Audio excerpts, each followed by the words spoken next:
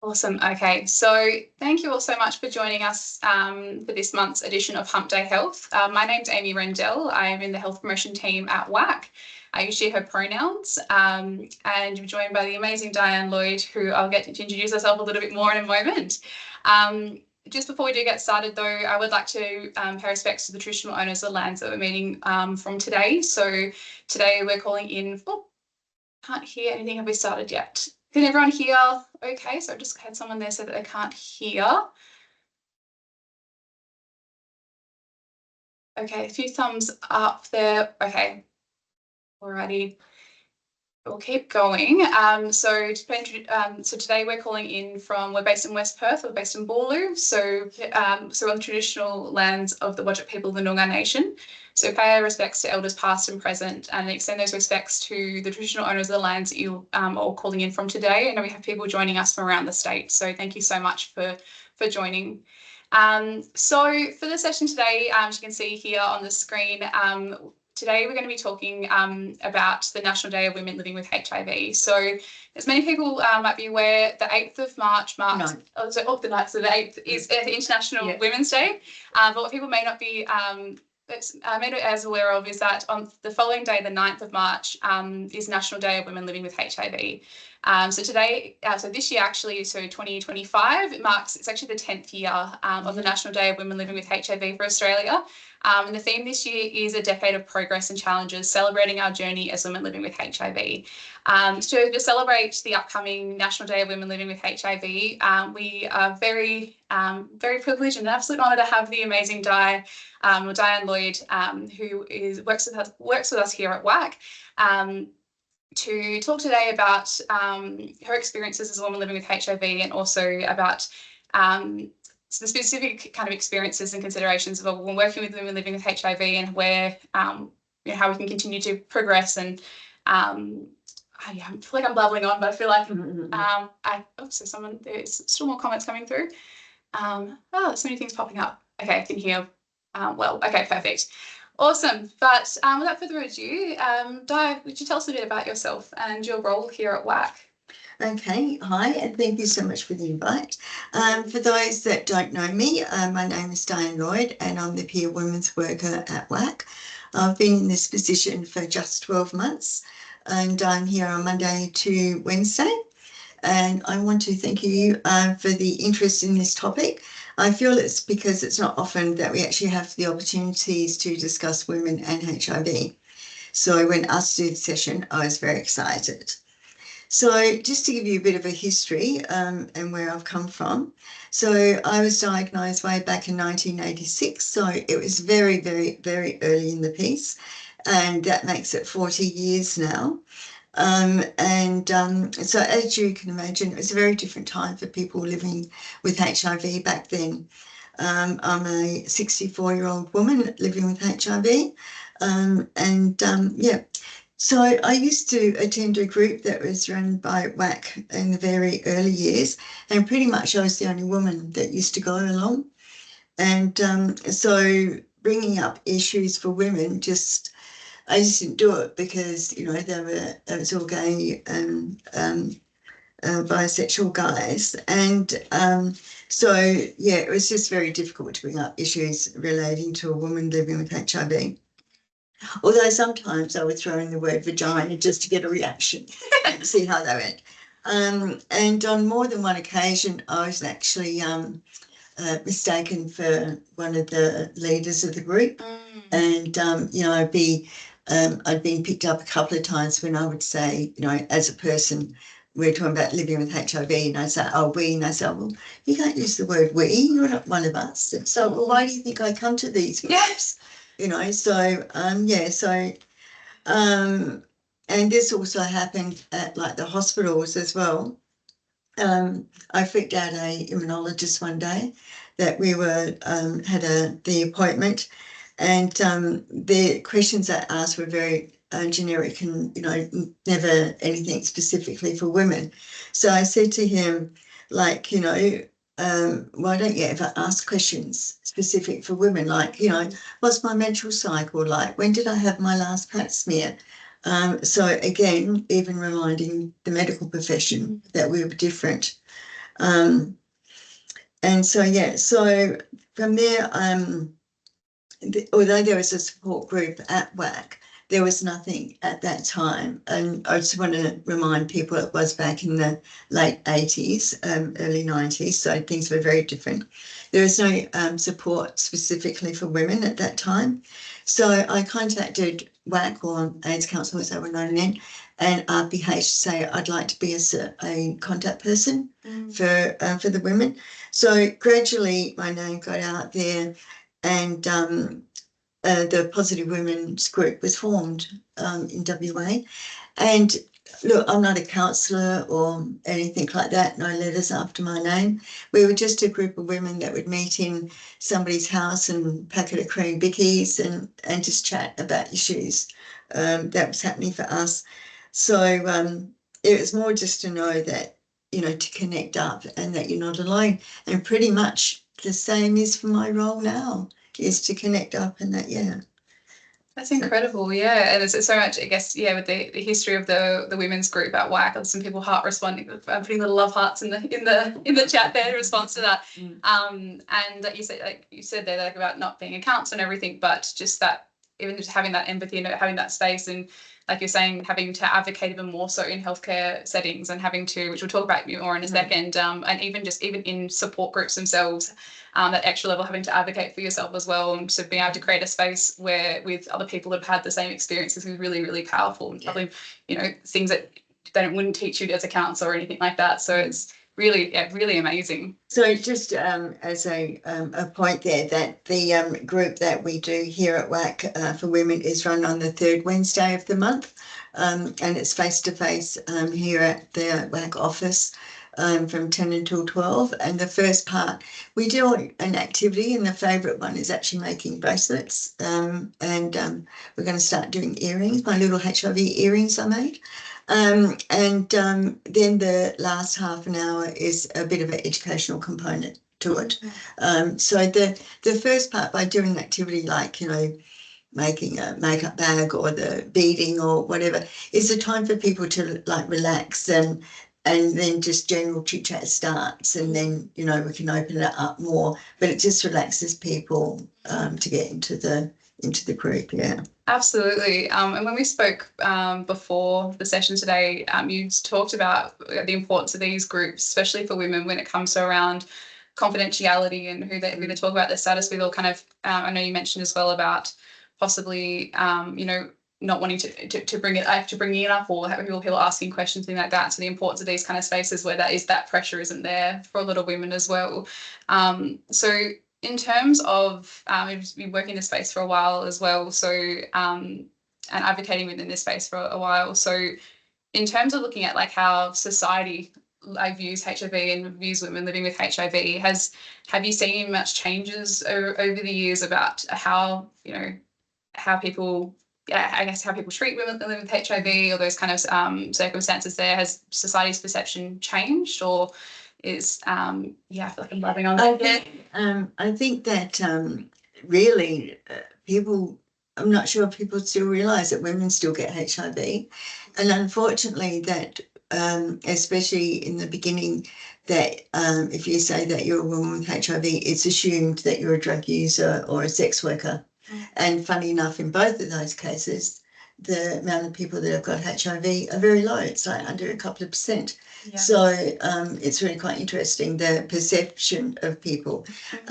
You were saying about confidentiality, that with for women, you know, often it's not just themselves they've got to think about. They've got children and the family. And I was just away with a group of women, and one of the main issues was about disclosure and confidentiality, and the big issue of disclosure to family and to the children, of like when to tell them, and you know, the reaction of that.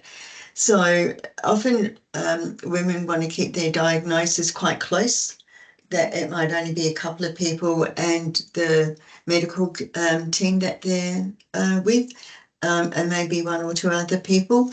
So not everybody tells the world like I do. So I'm the voice for those that don't, for different reasons can't speak up.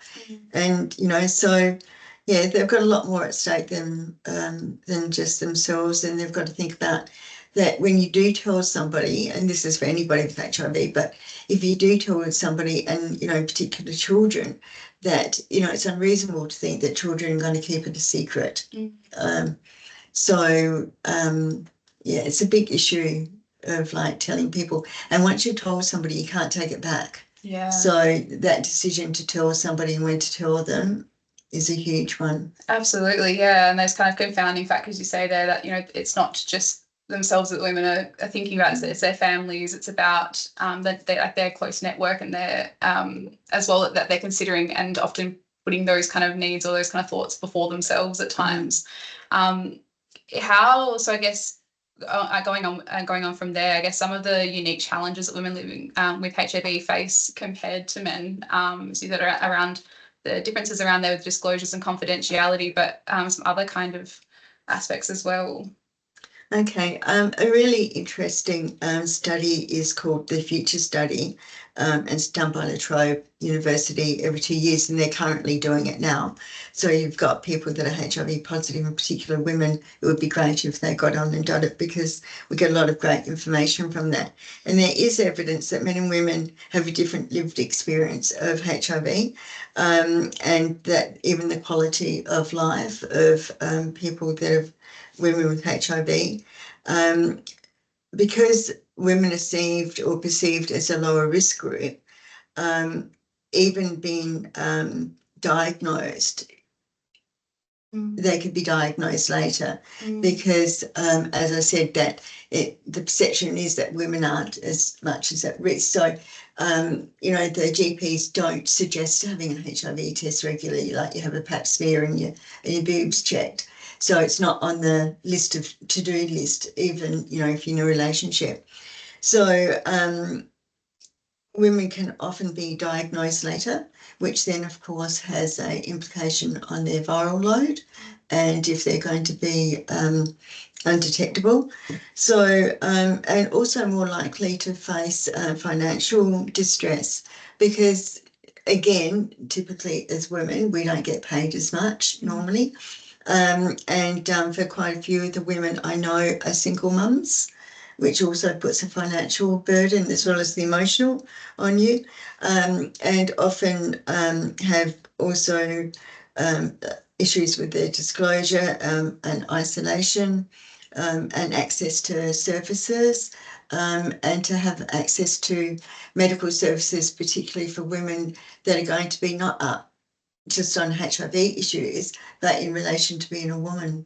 It's very difficult to find. And then what happens when we find somebody that's fabulous, which we've got some few fabulous people here in WA, sometimes you want to keep it quiet because you don't want to share them, because then if you share, everybody knows, and then they all want to see these people, and then it's harder to get an appointment. Yeah. So it's a bit of that dilemma. Yeah.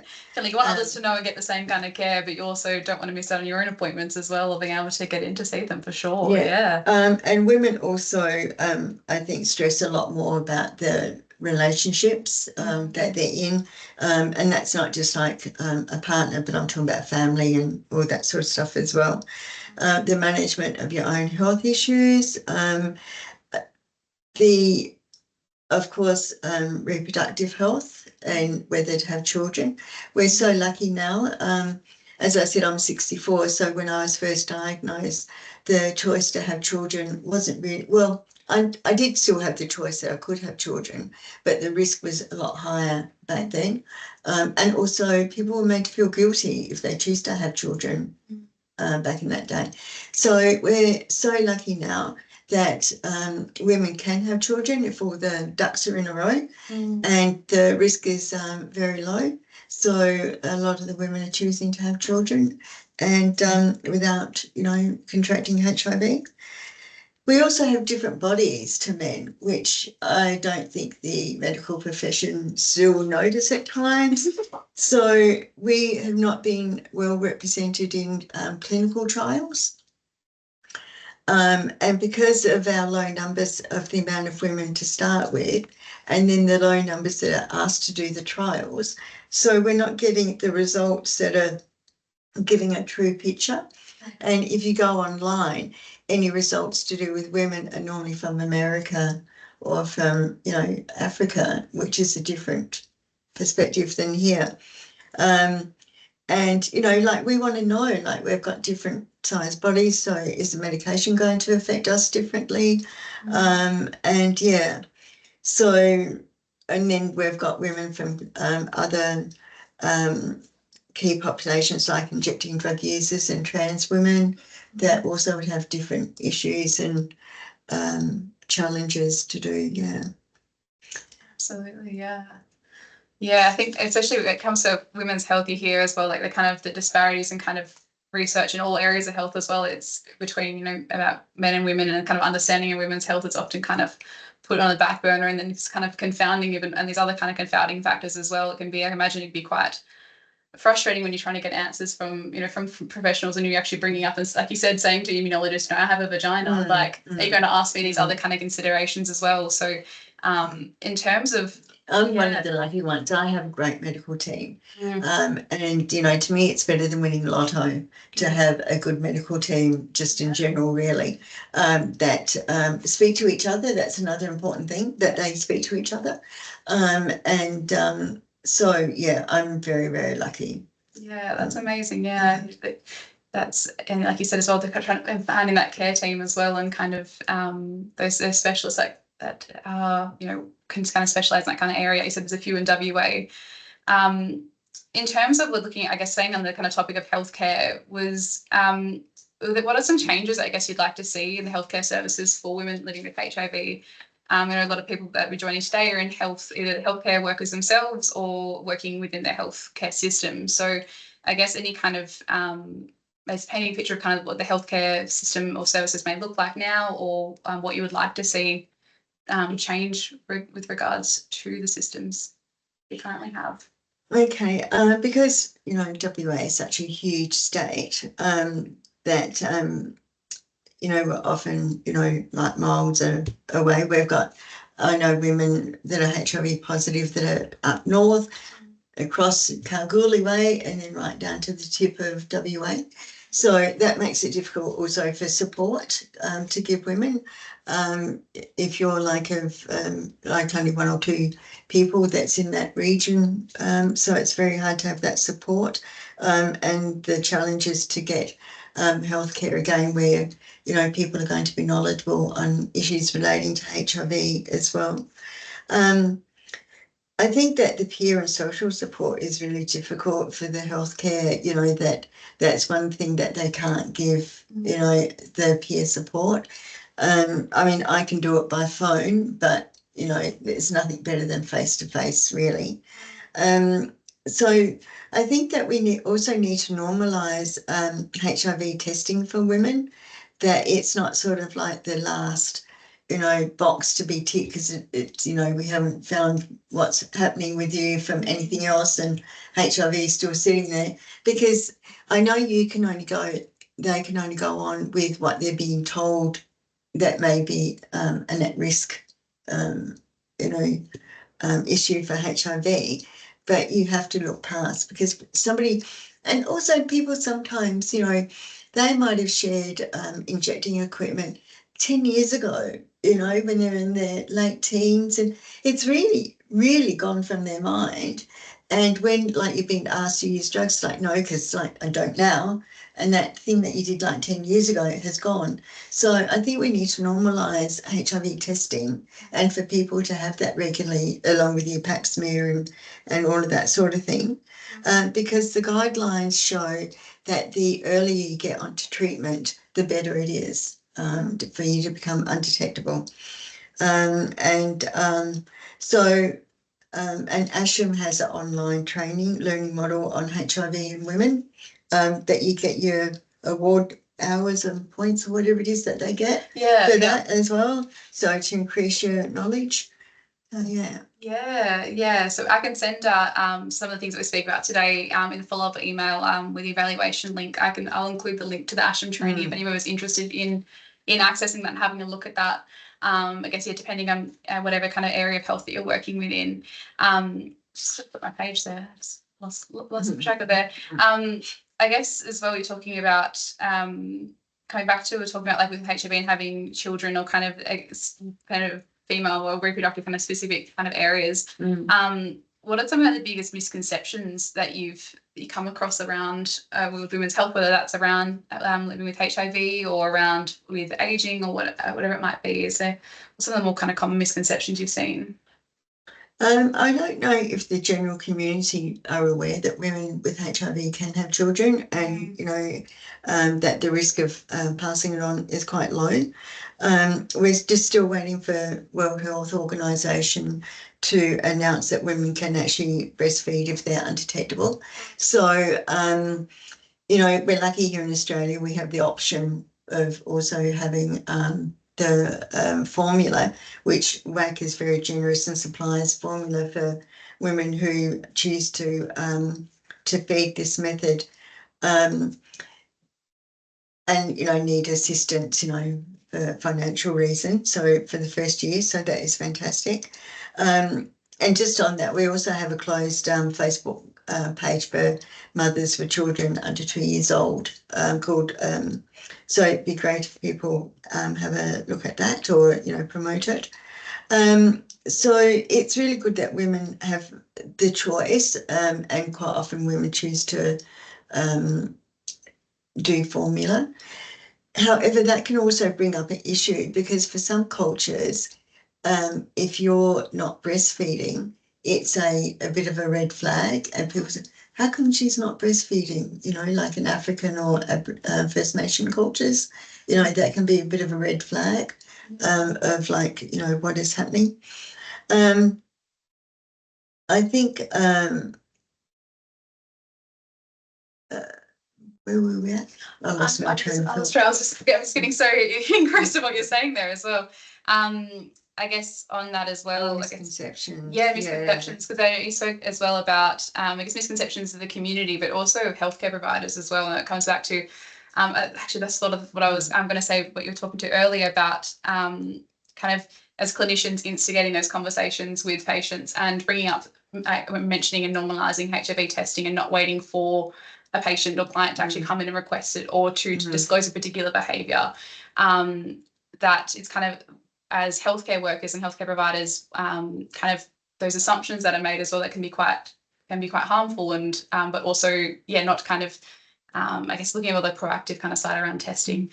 I think also too, as people that are healthcare workers, you always have to be aware of your own biases as well, especially when if the women are choosing to have a child, they just don't go and have sex next week to become pregnant. It's a big lead up and a big decision for people, and they want to make sure that they're going to do the best thing possible, so the outcome is that the child's not going to be born with HIV.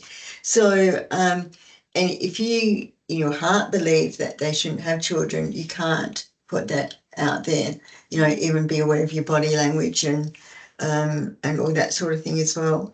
So for people with HIV, we normally get things about 5 years earlier. So aging is also a big thing.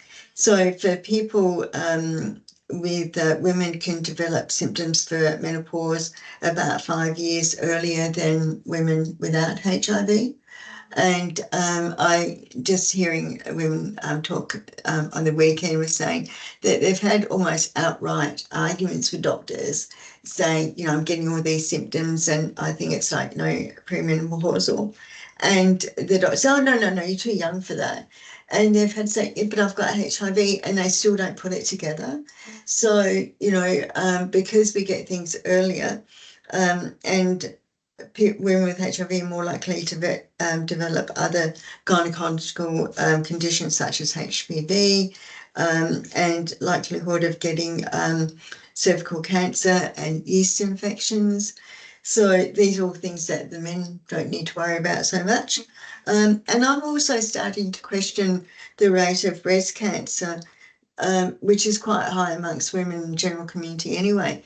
So and I know quite a few women with HIV that have gone through it. So I'm not too sure. It'd be interesting if they could do a try, like to get the information to find out, are we at a high risk of breast cancer as well as cervical cancer? Yeah. And, so women with HIV should, maybe be checked out a lot more regularly as well. Yeah. So now that, our life expectancy is comparable to people in the general community, and people can maybe go through menopause a lot earlier. These are all health issues that we weren't expecting to go through because we weren't expecting to have like a normal life. So these are all things that I think are new to the health profession as well. Yeah. So way back in the beginning when HIV was new, it was new to everybody. And now because people are aging with HIV, this is now new to the health profession. So we're all on this journey together and all learning together. Yeah, absolutely. Yeah. And there's a couple of little research projects if anyone that is here that's in the research field to look into that kind of correlation there, but also, those kind of steps with obviously healthcare workers, but then also experienced people living with HIV that, kind of like looking at your menopause and other kind of aspects of aging and health. I think it's really important to kind of keep that in the forefront, especially of like healthcare professionals' minds, that this is something to be aware of and to kind of to not dismiss when people are coming forward and advocating for their health as well. We're just a little check here. Yeah, so I was just going to say that with menopause symptoms, as most women experience, they can be difficult to tell the difference between those symptoms and relating to HIV. As postmenopausal women with HIV can have increased risk of cardiovascular disease and bone health issues. And even though MHT, or same as HRT treatment, therapy, may help with these co-conditions, women with HIV are often underprescribed and not actually given it again because not recognising what they're going through. And due to factors such as lack of knowledge of management of HIV with women, and then there's the concerns of the drug-to-drug interactions, both with your antiretroviral therapy and anything that you're going through treatment for menopause as well. Yeah, absolutely. And it's important. So it's important for, I guess, the researchers and clinicians to really be kind of prioritising looking into these, and it's not becoming something that kind of goes on the back burner. We believe there's an event coming up. Just want to promote this one as well. This I feel like I'm doing little ad promotions in this. I'm just sneaking them in there. Yeah. So an important announcement. This is actually for anybody, not just women with HIV, but anybody out there would like to join. On Thursday, April the 3rd from 1:30 to 3, WAAC will host a seminar from pregnancy to menopause. We have a guest from the UK, I think she's from, and as part of VEEV. And she will be talking, Dr. Anna McDeruta, I think. I'm so sorry if I pronounced your name wrong. And she'll be talking about everything from pregnancy to menopause. And I'm so excited to go, to hear what she has to say. So if you want to know more about that, you can phone Mairead on 9482 0000, and she will give you further information. April the 3rd, put it in your diary. Absolutely, and I'm pretty sure I've got it in my diary there. I'll make sure to highlight it. It doesn't link with your hump days. No, it should be okay. Yes, no, absolutely. This is prioritised for sure. Absolutely. But if anyone, is interested in that, I'll also include some information in the email as well. If anyone was interested for more information, whether if you're not able to attend it, let's say we've got all the information we can send through as well. Just quickly check my notes there because I've covered everything as well. If anyone does have any questions, please pop them in the chat as well. Just want to say, big thank you, Di, for coming and chatting to us all today. We've still got a little bit of time there. Okay. Yeah. One of the other issues for women is dating and relationships and meeting somebody. Yeah. So for those of you that are out there that are single and you're out there and would like to meet somebody, it's difficult. And also the older you get, the more difficult it is to put yourself out there and all of that. And for anybody with HIV, but particularly women, because they want to keep their status close and not go out and tell everybody, of like when you meet somebody and when to tell them. So we had this conversation on the weekend, and there was one lady saying that she met this guy just through work, or not work, but something she was doing. And, you know, they could see there was a bit of a spark there.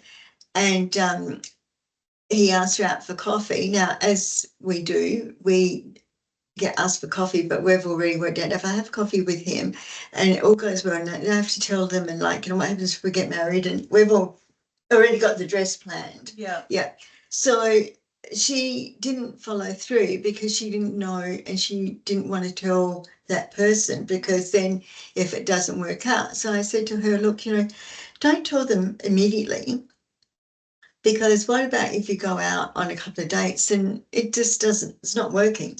So you don't want to have told them through that first cup of coffee and it doesn't work. And, or if he gets up and leaves, like, is it because it wasn't working out, or is it because you've just said about HIV?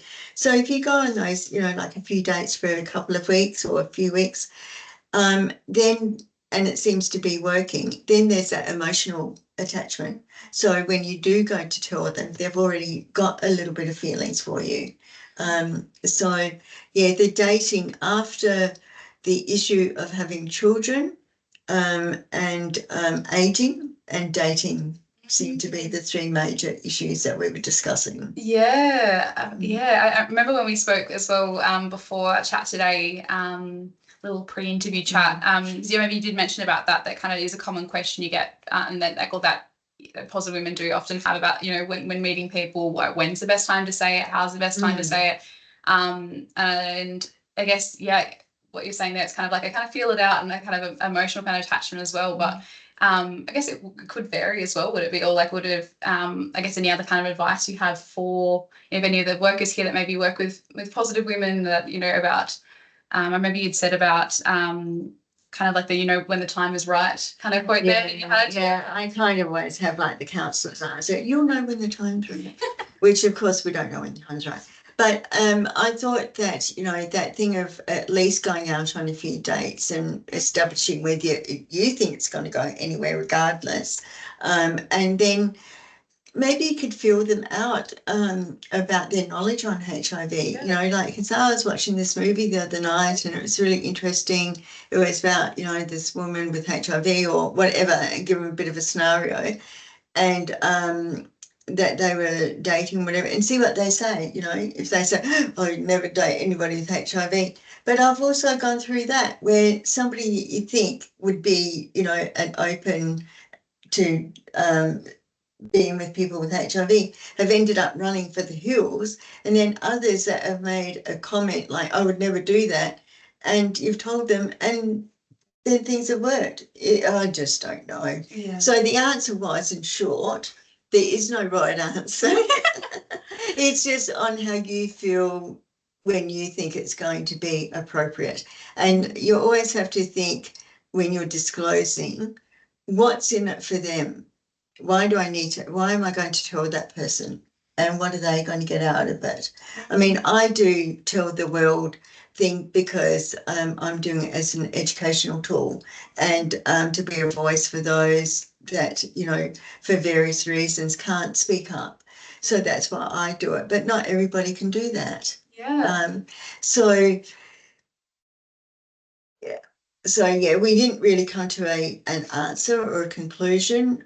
But we always, because a couple of women said they'd met somebody and it was all working out. And I went over to Melbourne for one of our positive women over there, got married to a guy that is not positive. So we're all excited about that. And when that happens, it's always that beacon of hope. And then we say, have they got a brother? And in my case, I say, have they got a father? It becomes a bit of a speed dating at the wedding then. Yeah. Yeah, it's like you said as well, it's kind of, we still have a long way to go in terms of the general kind of population or community's kind of understanding, but also that kind of, maybe not acceptance, but that kind of where that kind of stigma and stuff is, that there still is still like a way to go, but stigma and discrimination is still out there. Absolutely. I had a experience, I'm sorry, to the healthcare workers. Have we got time? Yeah, absolutely, yeah. Where I had a health issue, and when I went in to have radiotherapy done, and up on the screen it had has HIV, wear gloves. Now, it was during COVID. If they didn't have HIV up there and they were wearing gloves, I actually wouldn't have even taken any notice, because it was during COVID. And even without COVID, to wear gloves in between people, I would take no notice. But because they had like HIV, so I said to them, like, why have you got that? There's no body fluids here. And so I get they were only doing what they'd been told to do, is the procedure. So long story short, I actually got to talk to their manager, and that she changed the whole the system, where for people with a bloodborne virus, they didn't put it up on the screen, because what was happening, that when I was getting dressed, the next person's information was up on the screen, because, they're trying to be, organised and effective and get things moving. But that means I can read it. So that meant whoever was before me read mine. Again, for me, it's not that important. But again, if I was a woman who didn't like people to know, then it's disclosing to all of those people, like, that was coming in for the appointment before me. So, the confidentiality comes in there too. And it wasn't something that they were intentionally doing. They just hadn't thought of it from that way. Yeah. But I will give the hospital the juice. They changed it immediately. That's good, yeah. And I got to talk to the staff. Yeah. So that was another really good thing, an educational tool. Yeah, absolutely. Absolutely. It's good to see that they obviously did make those changes and everything, and also went that further step as well to have engaged in education about it as well. And I had a point and it just floated off somewhere. It'll come back. Yeah, and that's what was as well.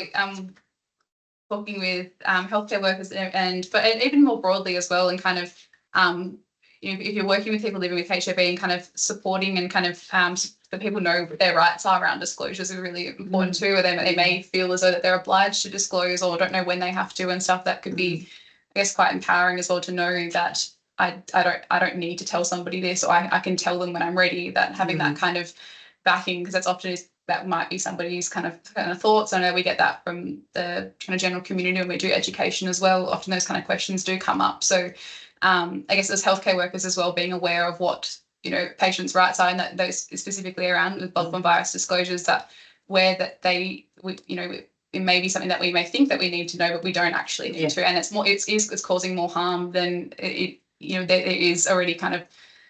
It's not necessary to know, and that you're kind of putting somebody in a position where that's an expectation. It's not. Yeah. And things have changed a lot in the years with HIV. It might sound really weird, but it's actually been quite a privilege to be there from the beginning and watch it all, and see it all unravel. So like another thing is that it gets thrown out there is the U equals U. So if you're undetectable, it means that you're untransmissible sexually, so you can't pass it on. If your viral load is undetectable and you're having unprotected sex, that you can't pass the virus. So it's really you need to keep up with the changes, like how you contract it and all that hasn't changed. But a lot of the issues, women can have children, women can breastfeed if they choose to. And also, you can have unprotected sex. There's a lot of things that have changed. And, by treatments that are around now, it's either a tablet or an injection. And even that is changing. At the moment, it's every couple of months.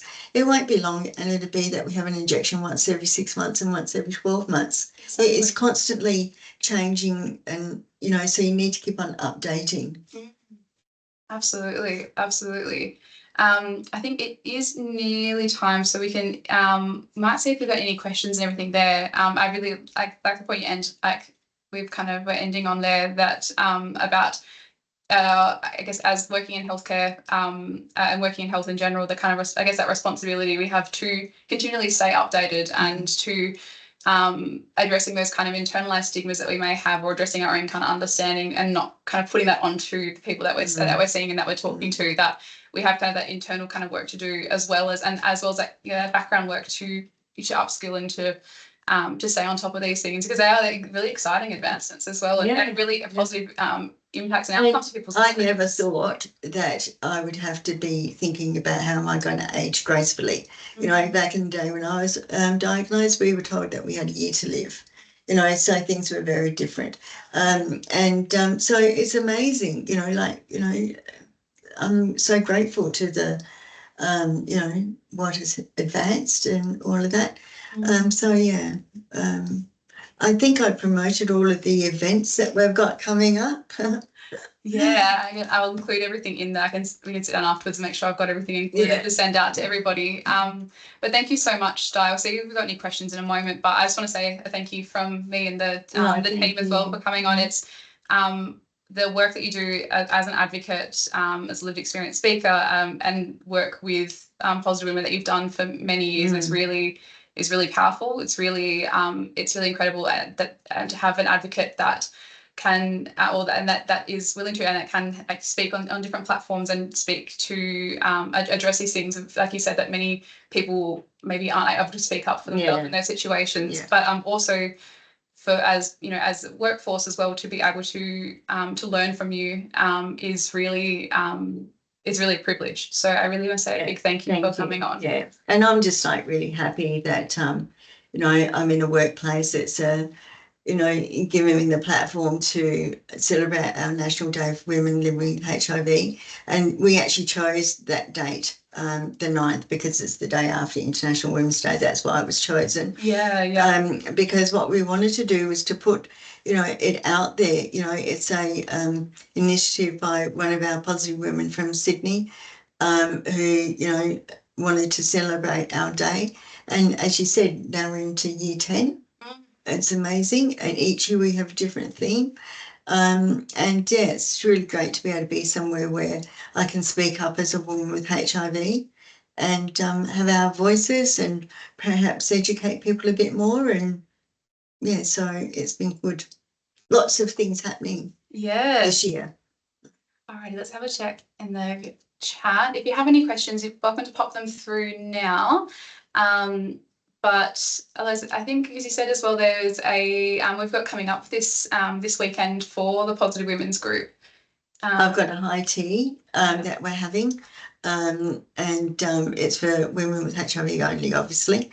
So we went to the same place last year, so really excited about that, to be spoiled with our little teacups and having a great time. And then on Monday night, we've actually got, if anybody out there has got a woman as with HIV as a client, NAPWA is doing they're the National Association of People with HIV, are doing, and the National Network of Women with HIV. Have I said HIV enough today? I think it should be not quite. Another couple of times. Yeah, absolutely. So on Monday night, 4 o'clock Perth time till 6 o'clock, there's a online forum called You Can Ask That, as opposed to the ABC You Can't Ask It. And they're, you know, celebrating our National Day, of course, with some guest speakers and open questions. So if you've got any women that would like to attend, if they go onto the NAPWA website and go into the National Network of Women, and you can register through there, and it's confidential. You know, you can have your camera off and be doing things while you're listening to it. So that's really exciting as well. So it's on Monday at 4 p.m. Perth time. Amazing. Just had something come through in the comments here from Jane. So Jane was a student in the early 90s, and things have changed so much, and the wealth of knowledge out there to support healthcare workers is so much more than when I first put on a nurse's uniform and worked on an infectious diseases unit. And even as a very young nurse, I knew that how things were managed wasn't the best. Is it possible to get information on support available in the Pilbara?